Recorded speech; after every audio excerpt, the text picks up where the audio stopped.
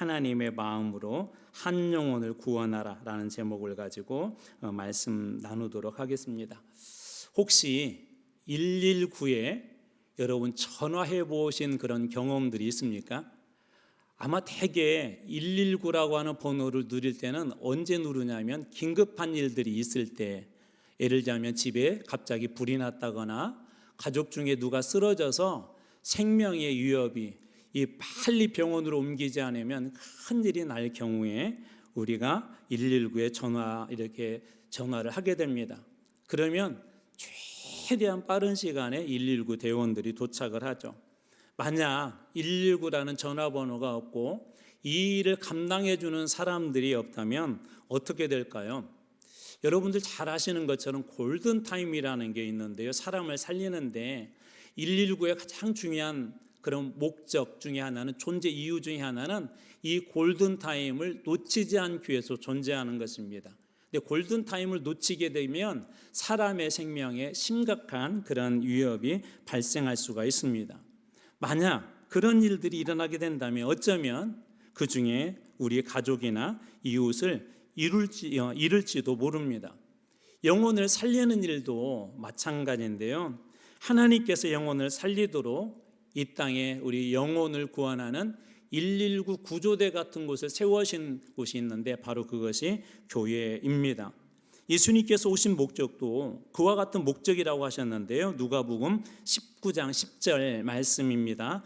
인자가 온 것은 잃어버린 자를 찾아 구원하려 함이니라. 예수님이 오신 목적을 잃어버린 사람들을 구원하기 위해서 오셨다라고 그렇게 말씀하십니다.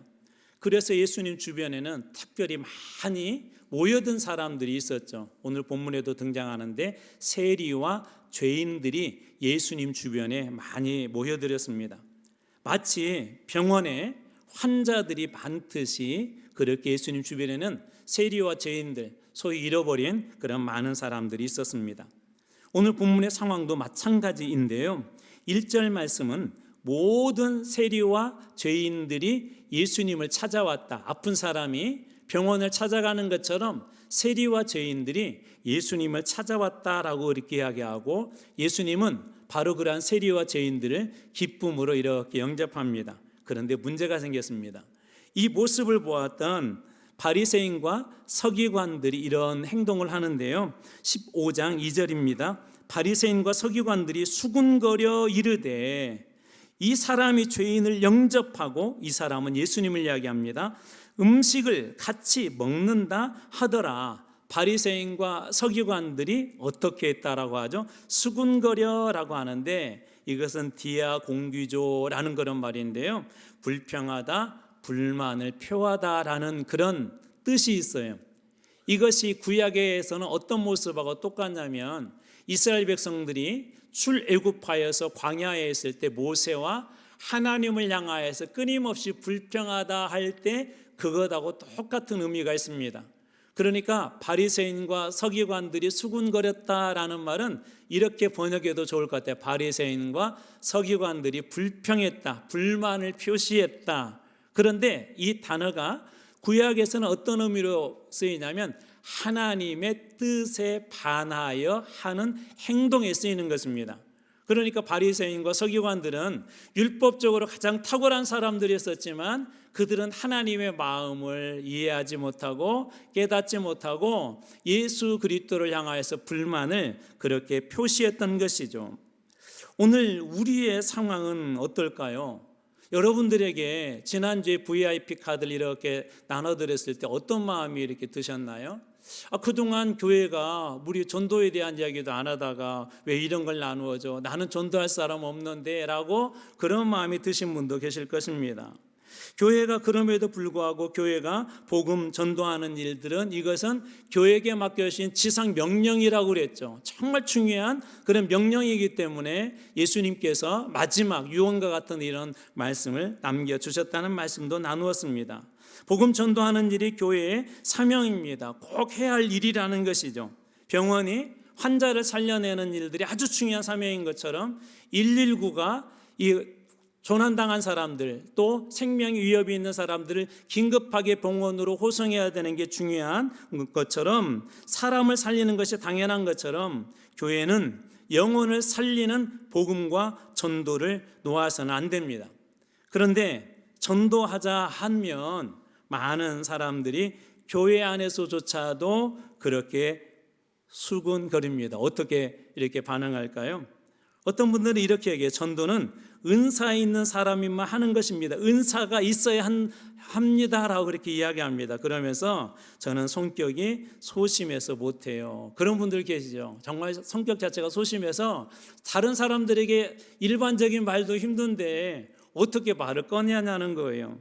또 어떤 사람들은 이렇게 말합니다. 요즘 세상에 전도하면 다들 싫어하고 거절하는데 오히려 전도하다가 상처만 받습니다. 요즘 교회가 세상에서 볼 때 그렇게 좋은 시선은 아니죠. 좋은 시선이 아닌데 전도까지 하게 되면 때로는 욕하는 사람들도 있습니다. 그래서 상처받기 때문에 못한다는 그런 분들도 계시고, 제가 믿는 것만도 벅찬데 혼자 예수 믿는 것도 벅찬데 다른 사람 믿게 하는 건 제 몫이 아닌 것 같아요 라고 그렇게 생각하는 분들도 있을 것입니다. 또 어떤 분은 바빠서 시간도 없고 솔직히 제 생활 챙기기도 힘들어요 라고 그렇게 생각하시는 분도 계실 것입니다.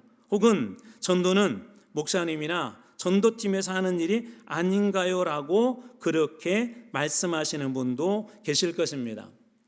마치 2000년 전 예수님에게 하듯이 때때로 우리 자신도 모르게 그러한 수군거림들이 우리 안에서 나올 수 있다는 것입니다. 지금도 전도에 대해 많은 사람들이 무관심하거나 심지어 교회에서조차도 전도 불신론들이 팽배합니다. 아마 여러분들에게 우리 한번 이렇게 하려고 하는데 전도합시다, 우리 모든 성도들이 함께 합시다 하고 이걸 투표로 결정합시다 하면 어떻게 될까 하는 그것도 궁금증이 생기더라고요. 아마 대부분 이걸 공개 토론하자고 하면 많은 분들이 다양한 이유들을 그렇게 말씀하신 것입니다. 이런 의미에서 오늘 본문의 말씀은 우리에게 많은 도전을 주는데요, 이런 상황에서 하나님의 그 마음을 우리가 알 수 있기 때문에 그렇습니다. 지금 세상에서 교회에 대한 인식도 좋지도 않고 사람들이 전도하는 것이 오히려 눈살을 찌푸리기도 하고 하는 이런 상황에서 도대체 그렇다면 우리는 어떻게 해야 될까? 하나님의 그 마음을 알 수 있는 가장 중요한 본문 말씀이 오늘 본문의 말씀입니다. 예수님은 잃어버린 그 영혼을 향한 하나님의 마음을 본문을 통해서 이렇게 드러내는데요, 그래서 오늘 본문은 우리에게 두 가지 중요한 질문을 하며 선택하라 그렇게 이야기합니다. 너희는 세상에 수군거림의 귀를 기울일 것이냐, 아니면 하나님의 마음에 귀를 기울일 것이냐라고 하는 이 두 가지 질문에 여러분들에게 오늘 던지고 있는 그 말씀이 오늘 그 본문의 말씀입니다. 자, 그렇다면 잃어버린 영혼을 향한 하나님의 마음은 무엇일까요? 하나님의 뜻은 무엇일까요? 첫 번째로 하나님은 잃어버린 영혼, 잃은 영혼을 가장 귀하게 여기신다는 것입니다. 하나님은 잃어버린 영혼을 귀하게 여기신데요, 15장 4절의 앞부분입니다. 너희 중에 어떤 사람이 양 100마리가 있는데 그 중 하나를 잃으면, 양이 몇 마리가 있다고요? 100마리가 있는데 그중 몇 마리 잃었어요? 한 마리 잃었습니다. 이게 100분의 1이니까 그렇게 많지 않는 것이죠. 근데 여기에 잃었다라고 하는 말이 아주 중요한 말입니다. 이 말이 헬라에서 아폴리미라는 그런 말인데요, 잃어버렸다라는 그런 단순한 의미도 있지만 멸망하다, 그 다음에 파멸하다라는 그런 의미가 있어요. 그러니까 양 100마리 중에 한 마리를 잃어버렸는데 이 한 마리는 지금 어떤 상태에 있다는 거예요. 조금만 시간이 되면 멸망하고 파멸할 수밖에 없는 그런 상태에 있다는 것입니다. 어떤 사람이 산을 등산하다가 실족하게 되었는데 이제 골든타임이 조금만 지나게 되면 그 사람의 생명을 잃을 수밖에 없는 절망적인 그런 상황이 아폴림이 바로 이 멸망하다, 잃어버렸다라는 그 뜻입니다. 그래서 예수님께서도 마가복음 18장 36절에서 이렇게 말씀하시는데요, 사람이 만일 온 천하를 얻고도, 온 천하를 얻는 성공을 했다 할지라도 자기 목숨을 잃으면 무엇이 유익하리요? 자기 목숨을 잃으면 뭐라고요? 무엇이 유익하리요? 온 천하를 다 가졌어도 이 목숨을 잃으면 소용이 없다는 거예요. 영생을 얻지 못하면 소용이 없다는 것입니다. 세상은 천하를 얻는 것이 성공이라고 말하지만 하나님은 한 영혼이 온 세상의 가치보다도 귀하다라고 그렇게 말씀하시는 것입니다.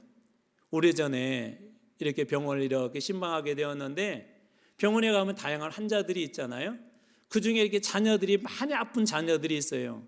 여러 가지 이유로 백혈병에 걸린 자녀들이 있고 또 어떤 자녀는 이렇게 사고가 나가지고 이렇게 수술한 자녀들도 있고 그런데 그곳에 갈 때마다 부모님들이 너무나도 안타까우니까 공통적으로 저에게 해주시는 말씀이 있었어요. 목사님, 할 수만 있으면 저의 대신 제가 아팠으면 좋겠어요. 저의 백혈병 제가 가져올 수만 있다면 가져오고 저희는 살렸으면 좋겠어요. 이게 부모님들의 마음이더라고요. 자녀를 사랑하는 부모님들의 그 마음은요, 그 아픈 질병을 내가 다 짊어서 지고서라도 자녀를 살리고 싶은 게 부모님의 마음이에요. 하나님의 마음은 그 이상이라는 거예요.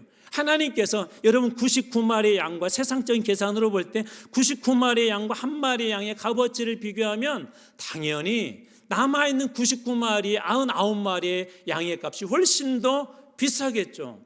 그런데 이 한 마리를 왜 찾아다니신다고요? 잃어버렸기 때문에, 곧 멸망할 수밖에 없기 때문에, 곧 파멸할 수밖에 없기 때문에, 저도로 놔두면 지옥에 갈 수밖에 없기 때문에 이 목자는, 선한 목자는 찾고 또 찾았던 것입니다. 여러분, 예수님은 이처럼 한 영혼을 온 세상보다 더 귀하다라고 그렇게 이야기합니다. 지금 이름이 이렇게 바뀌었지만, 나라 이름이 바뀌었지만 19세기 초에 버마에 카렌족이라고 있는데 그곳에 타뷰라고 하는 사람이에요. 타뷰. 이 사람은 어떤 사람이었냐면 강도짓을 많이 했던 사람들이고요. 또 이 사람은 사람을 여럿이 죽인 그런 살인자였습니다. 그래서 나중에 이 사람이 이렇게 붙잡혔을 때 전 국민들이 분노하면서도 두려웠어요. 왜 그러냐면 이 사람의 존재 자체가 사람을 죽이는데 죄의식도 없이 그렇게 했기 때문에, 악명이 너무나 높았기 때문에 붙잡혔음에도 불구하고 사람들은 타뷰라는 그런 이름만 이렇게 들어도 그 마음속에 두려움이 이렇게 생겼습니다. 훗날 그도 이런 고백을 하는데, 나는 강도였으며 많은 사람을 죽인 살인자입니다 라고 그렇게 그는 고백을 합니다. 사회가 포기를 하고 사람들이 포기하고 법에서도 포기할 만큼 세상에서는 사람 취급도 받지 못하는 그런 사람이었습니다. 그런데 하나님은 그를 포기하지 않았습니다. 하나님은 그를 귀하게 여기셨습니다. 선교사 아도니람 저드슨이라는 분이 계시는데 이분을 보내셔서 이 타뷰에게 복음을 전하게 하십니다. 그리고 놀랍게도 그가 이렇게 복음을 받아들이게 되죠. 그는 회개했고 1828년도에 그는 세례를 받습니다. 그리고 제대로 배우지 못했기 때문에 글도 쓰지 못한 그가 그때부터 자기가 만난 예수 그리스도를 전하기 시작합니다. 여러분, 세상에서는 포기했던 한 사람이었었고 어느 누구도 두려워서 가까이 가지 않으려고 했던 그에게 하나님은 아도니람 저드슨이라는 선교사님을 보내셔서 그 한 영혼을 구원하신 거예요. 그런데 그가 이렇게 세례받고 구원받고 난 이후에는 글도 쓰지도 못한 그 사람이 사람들에게 가서 복음을 전하기 시작하는데요. 12년 동안 한 해에 100명 이상을, 1270명 이상을 세례받게 합니다. 실제적으로 예수를 믿겠다고 고백하게 하고 그분들이 진심으로 예수를 믿음으로 세례를 받게 하는, 구원시키는 그런 놀라운 일들을 바로 이 타뷰라는 사람이 그렇게 했던 것입니다. 여러분, 아도니람 저드슨 그 마음속에 하나님의 마음이 그대로 전해졌고 하나님께서는 한 영혼을 귀하게 여기셔서 그를 통하여서 한 사람을 구원했고, 한 사람의 구원은 거기에 머무는 것이 아니라 1270명을 세례받게 하는 놀라운 구원의 길로 인도하셨던 것이죠. 이처럼 우리 하나님은 잃어버린 한 영혼을 귀하게 여기십니다. 여러분들이 자녀 하나, 여러 자녀가 있다 할지라도 한 명의 자녀도 귀하게 여기신 것처럼 바로 그것이 하나님의 그 마음이라는 거예요. 그런 경험 있으세요? 집에서 이렇게 텔레비전을 보려고 하는데 리모컨이 없는 거예요. 온 가족이 막 여기저기 막 찾아다닙니다. 아버지로부터 또 아내로부터 또 자식들까지 막 여기저기 찾아다니면서 도대체 리모컨 어디다 뒀냐, 누가 어디에 뒀냐, 아마 그런 이게 작은 그런 다툼들과 그런 불편함들이 아마 있으셨을 것 같아요. 늘 쓰던 리모컨 하나도 잃어버리게 되면 우리가 찾겠다고 집안 온 구석을 뒤지지 않습니까? 그런데 하나님은 그보다도 몇백 배, 몇천 배 귀한 한 영혼을 내가 귀하게 여긴다고 하나님은 그렇게 말씀하십니다. 사랑하는 성도 여러분, 하나님의 마음은 한 영혼을, 잃어버린 한 영혼을 새 천하보다도 귀하게 여기신다는 걸 여러분 믿으시기 바랍니다. 그리고 오늘 그 마음을 여러분들이 품으시길 주님의 이름으로 축원합니다. 두 번째로는 하나님의 마음은 하나님은 잃어버린 영혼을 끝까지 찾으시겠다는 거예요. 오늘 말씀 4절의 뒷부분과 5절입니다. 그 잃은 것을 찾아내기까지 찾아다니지 아니하겠느냐. 또 찾아낸즉 즐거워 어깨에 메고. 찾아낸다는 말이 3번 반복이 되는데 찾아내고 또 찾아내고 찾고 찾았는데 찾아갔는데 없으면 또 다른 곳에 찾아보고 찾고 또 찾는 분이 우리 아버지 하나님이시래요. 하나님은 이처럼 잃어버린 영혼을 끝까지 찾아다니신 분이십니다. 여기서 찾는다는 말이 헬라의 휴리스코라는 말인데요. 이게 찾는다라는 의미도 있지만 혹시 오래전에 저도 그 드라마를 재밌게 보았는데 추노라고 하는 드라마를 아세요? 추노? 네, 일부러 고개를 안 끄덕이시는 다 알아요. TV 본지. 추노라고 하는 드라마에 추노가 뭐죠? 추노? 노비를 찾아서 추격해서 그 사람들 잡아서 끌고 오는 사람들한 그런 드라마 아닙니까? 이게 바로 뭐냐면 휴리스코예요. 무슨 얘기냐면 하나님께서 찾고 찾는다는 게 추격자가 마치 사냥개가 사냥감을 쫓아서 막 끝까지 추격하는 것처럼, 사냥꾼이 추격하는 것처럼 그때 쓰는 단어가 바로 이 휴리스코입니다. 추적하고 수색한다는 그런 의미가 있죠. 그래서 목자는 어떤 곳을 갈까요? 좋은 곳만 간 것이 아니라 가시덤불이 있는 곳도 가기도 하고 낭떠러지가 있는 곳을 가서 찾기도 하고 때로는 짐승들이 많은 그 숲속으로 들어가기도 하고, 이 목자는 모든 것들을 철저하게 이렇게 수색하면서 다닙니다. 그것이 바로 휴리스코예요. 하나님께서 또 다른 곳에서도 이렇게 잃어버린 영혼을 찾고 찾는다는 것을 우리들이 확증해 주는데 마가복음 16장 15절입니다. 또 이르시되 너희는 온 천하에 다니며 만민에게 복음을 전하라. 여기서 온 천하라는 건 어떤 곳이죠? 복음을 전하기 좋은 곳뿐만 아니라 복음을 전하기 어려운 곳, 복음을 전하다가 죽일 수 있는 곳, 그런 곳까지도 너희들이 다니면서 복음을 전하라고 하는 것은 휴리스코, 마치 추격자처럼 수색하는 사람들처럼 그렇게 복음을 전하라고 우리들에게도 주님께서 잃어버린 영혼을 구원하라고 그렇게 말씀하여 주십니다. 이것이 교회와 여러분과 그리고 우리에게, 저에게 주신 하나님의 그 명령입니다. 복음을 전한다는 것은 가시덤불 속으로 들어가야 하기도 하고요. 말씀드린 것처럼 때로는 저 끝에 절벽이 있는 것을 알면서도 가야 할 수밖에 없는 것이 이게 복음을 전하는 자의 사명입니다. 때로는 잡아먹힐 수 있는 짐승들이 많이 있는 곳으로 갈 수밖에 없는 게 이게 복음 전도자의 사명인데 예수님께서 그렇게 하셨던 거예요. 인도에 유명한 성자로 불리는 선다싱이라는 그런 분이 계시는데 이분이 예수님을 만난 후 집과 재산을 버리고 그는 수행자의 옷을 입고 평생 길거리에서 이렇게 살았대요.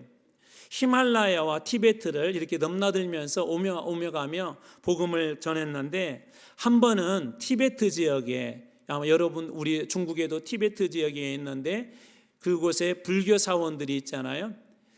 상당히 지금도 어렵습니다. 그 지역 자체도 위험할 뿐만 아니라 지역에 들어가기도 어렵고요. 상당히 배타적인 그런 곳들입니다. 가서 복음을 전하다가는 위험한 일을 당할 수도 있었습니다. 그런데 이 선다싱이 20살 때, 몇 살 때요? 20살 때 그곳에 들어갑니다. 1913년도 티베트 불교로 완전히 찌든 한 마을에 이 선다싱이 복음을 들고 들어가세요.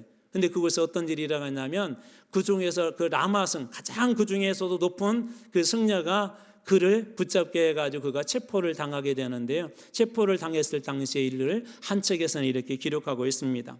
그는 옷을 벗긴 채 우물 안으로 쳐 넣어졌다.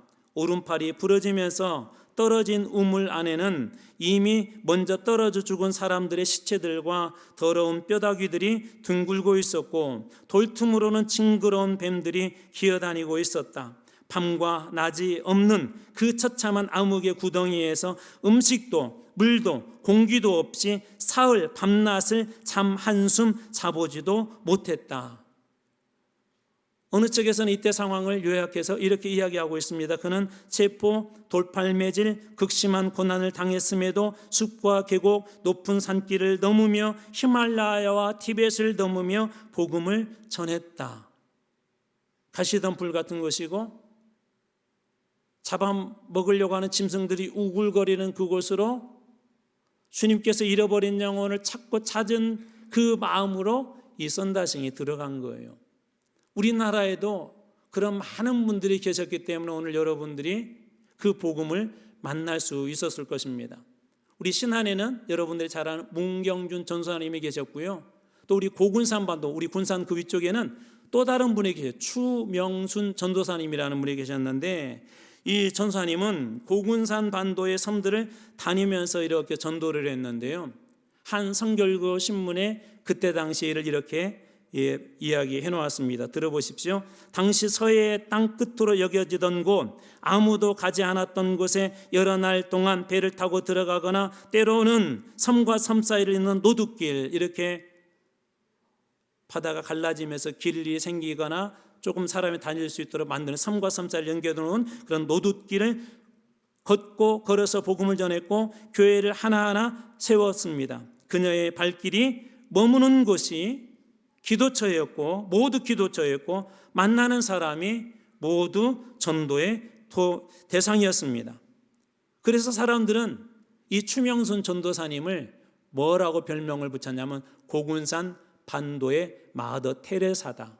지금도 고군산 반도예요. 이곳에 8개의 교회가 아직도 존재합니다. 전사님이 개척했던 그런 교회들이 여자 전사님인데 8개의 교회가 이렇게 존재해요.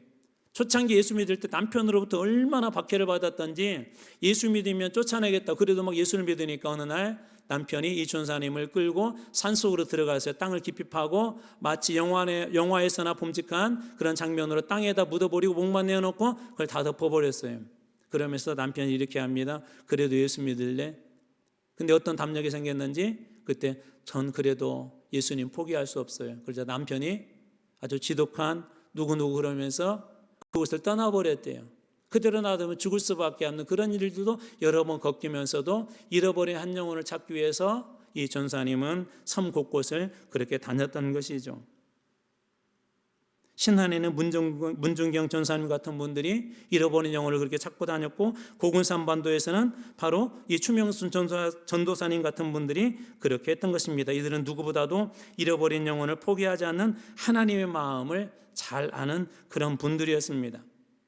하나님의 마음은 포기하지 않는 그런 사랑입니다. 그래서 선다싱이라든지 그리고 추명순 전도사님이라든지 문중경 전도사님 같은 그런 분들을 통해서 보내셔서 잃어버린 영혼들을 찾고 또 찾고 때로는 험한 풍랑을 건너가게 하시고 때로는 죽을 수밖에 없는 그런 우글거리는 위험한 그런 속으로 던져넣기도 하시고 그렇게 하신 이유는 잃어버린 영혼을 찾고자 하는 아버지 하나님의 마음이 바로 그곳에 있기 때문에 그렇습니다. 초대에 소개한 것처럼 여전히 오늘날도 복음을 전하면 가족들끼리도요, 야 아직도 그런 예수 믿냐라고 하는 그런 비아냥거림이 들려오기도 하고요. 야 요즘 교회가 이런데 요즘 세상이 어떤 세상인데 지금도 예수를 믿냐? 나는 그런 예수 필요 없어라고 하는 분들이 있습니다. 그럼에도 불구하고 주님의 마음은 무엇입니까? 잃어버린 영혼들을 찾고 또 찾는 그것이 바로 우리 주님의 마음입니다. 사랑하는 성도 여러분, 오늘 여러분들에게도 이 마음이 동일하게 주어질 주님으로 축원합니다. 세 번째로 하나님 마음은 하나님은 잃어버린 영혼이 돌아올 때 크게 기뻐하신다는 거예요. 7절입니다. 내가 너희에게 이르노니 이와 같이 죄인 한 사람이 회개하면 하늘에서 회개할 것 없는 의인 99으로 말미암아 기뻐하는 것보다 더 기뻐하리라. 의인 99명보다도 잃어버린 한 영혼을 찾았을 때 하나님은 더 크게 기뻐하신다라고 그렇게 말씀하십니다. 여기 기뻐한다는 말은 헬라어로 카라인데요. 이렇게 표현하면 아주 쉬울 것 같아요. 2002년 월드컵 여러분 보셨죠? 월드컵 집에서만 보지 않고 나중에 어떻게 했죠? 나중에 공공장소에서 모여서 이렇게 보기도 하고, 심지어 제가 그때 당시 부목사로 있었던 교회도 함께 모여서 나중에는 공간이 좁아서요, 야외에다가 대형 스크린에다가 틀어놓고 함께 그 월드컵을 구경을 했어요. 이렇게 골이 들어갈 때 담임 목사님과 막 성도들이 부둥켜 안고 너무나도 기뻐서 팔짝팔짝 뛰었는데, 바로 그게 기뻐한다는 표현입니다. 그게 바로 그 카라예요. 주님께서는 한 영혼이 돌아올 때 그렇게 기뻐한다는 거예요. 여러분, 가족이 오랜 기간 동안 투명하고 있었는데 병을 언제 고칠지 모르겠다고 그렇게 이야기하는데, 어느 날 의사 선생님이 그러는 거예요. 이 병이 다 나았습니다. 이제 퇴원해도 되겠습니다. 그럴 때 여러분 마음속에 기쁨들이 솟을 것입니다. 그 마음이 바로 그것이 바로 카라인 것입니다. 누가복음 15장 10절에도 주님께서는 이렇게 고백합니다. 내가 너에게 이르노니 이와 같이 죄인 한 사람이 회개하면 하나님의 사자들, 하나님의 천사들까지도 기쁨이 되느니라. 누구까지도 기뻐한다고? 천사들까지도 기뻐한대요. 하늘에서 기쁨의 풍악소리가 울린대요. 천사들까지도 기뻐하신다라고 그렇게 이야기합니다. 여러분들이 잘 아는 영국의 선교사 데이비드 리빙스턴이라는 분이 계시는데, 아프리카에서 평생 사역에서 최고의 위대한 선교사 중에 한 사람 아닙니까? 그런데 공식적으로 이분이 그렇게 사역하면서 공식적으로 회개하게 하고 이렇게 개종시킨 사람은 단 한 명이었는데, 보츠와나의 초장 세첼레라고 하는 분이 돼요. 세첼레 한 명. 그래서 어느 기록에 보면 이렇게 써 있대요. 위대한 선교사가 단 한 사람만 개종시켰다. 비아냥거리는 것이 아니라 선교의 위대함을 이야기하는 거예요. 때로는 10년을 해도요, 한 사람밖에 교정 못 시킬 수 있습니다. 그런데 주님은 그 한 영혼이 돌아오는 것에 어떻게 기뻐한다고요? 저 하늘에서도 천사들과 함께 기뻐한대요. 10년이 됐든 20년이 됐든 마치 그 추격자처럼, 휴리스코처럼 끊임없이 추격하여서 자꾸 찾아내어서 한 영혼이 돌아올 때 하나님은 천국 잔치를 연다라고 그렇게 이야기합니다. 나중에 이 세첼라라는 사람을 통해서, 이 사람의 회개를 통해서 부족 전체와 아프리카의 복음에 이 불씨가 되어서 그 작은 불씨 하나가 아프리카를 복음화시키는데 큰 역할을 하게 됩니다. 한 사람의 구원의 역사가 그렇게 번지게 된 것이죠. 우리 광주에도 이렇게 찾아보니까 전도왕이 계시더라고요. 광주 포도원교회 홍공숙 장로님이라는 분이 여자 장로님이세요. 이 장로님이 계시는데, 저도 어느 날 이렇게 극동방송을 듣는데 그 방송에서 이런 프로그램이 있더라고요. 홍장로가 간다라고 하는 프로그램이 있었어요. 무슨 내용인가 봤더니 사람들이 전화를 걸어요. 이렇게 복음 전하기 어려우니까, 제 주변에 아무개라는 분이 계신데 이런 일을 하는데 제가 계속 기도하는데 이분이 교회를 안 나와요. 그러면 그렇게 전화를 하면 이 홍장로님이 갑니다. 가가지고 그분을 만나서 복음을 전해요. 이분이 어디든지 갑니다. 심지어 우리 지역이 아니어도요, 예를 들면 경기도에 있는 분인데 광주 지역 사는 분이 사연을 주어가지고 경기도에 있는 분에 대하게 하면 경기도까지도 갑니다. 자기 돈 들여서 갑니다. 잃어버린 영혼을 자꾸 찾는 것이죠. 더 중요한 것이 있어요. 그것을 주님께서 기뻐하시기 때문에 그렇게 한다는 거예요. 남편이 그러더래요. 나는 열심히 돈 벌어서 당신 뒷바라지 할 테니까 당신은 영혼 구원하는 일을 열심히 하라고. 그래서 이 장로님은 지금도 열심히 매일매일 전도하는데, 아마 광주에서 최고나 많이 전도하는 분이 아닐까라는 그런 생각이 듭니다. 여러분, 이번 119 가을 한마음 전도 축제가 여러분들이 그런 날이 되길 주님의 이름으로 축원합니다. 하나님께서 기뻐하시는 그런 날이 되길 주님의 이름으로 축원합니다. 여러분, 세상의 축제는, 축제를 이렇게 만들면 뭐가 있죠? 그냥 못 들어가죠. 우리 성도들은 역시 말씀과 기도와 예배에만 관심이 있어서 안 가보신 것 같아요. 거기 들어가려면 입장료가 있어요. 제가 그래서 한번 찾아봤어요. 우리 광주에서도 이번에 열렸더라고요. 싸이 그러면 유명한 여름 브랜드가 뭐죠? 네, 그렇죠. 흠뻑쇼라고 하는 거 있는데, 제가 그 가격이 얼마나 되나 한번 찾아봤어요. 한번 잘 들어보십시오. 공식이에요. 공식 입장권 가격은 스탠딩 SR이 뭔지는 모르겠는데 18만 5천 원.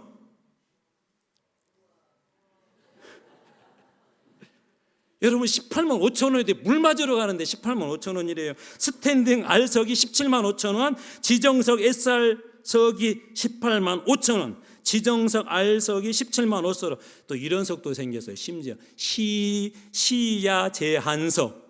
잘 안 보이는가 봐요. 얼마일 것 같아요? 이제 추측해보세요. 최고 비싼 게 공식적 가격이 18만 5천 원이에요. 시야 제한석은 얼마일까요? 좀 써요 더. 15만 5천 원. 시야가 제한동 15만 5천 원. 놀랍죠? 근데 더 놀라운 자리가 있어요. 흠뻑 쉬었는데 물 안 맞겠다고 물 제한석도 있습니다. 물 안 막는 자리 얼마일까요? 네? 예, 거의 맞추겠어요. 9만 9천 원. 9만 9천 원. 이게 최고 싼 자리가 얼마예요? 지금 축제에 가는데 9만 9천 원. 근데 여러분 119 가을 한마음 전도축제는 입장료 안 받습니다. 여러분 모두 다 참여하시길 바랍니다. 그런데 조건이 하나가 있어요. 반드시 한 사람이 한 영혼을 데려오셔야 합니다.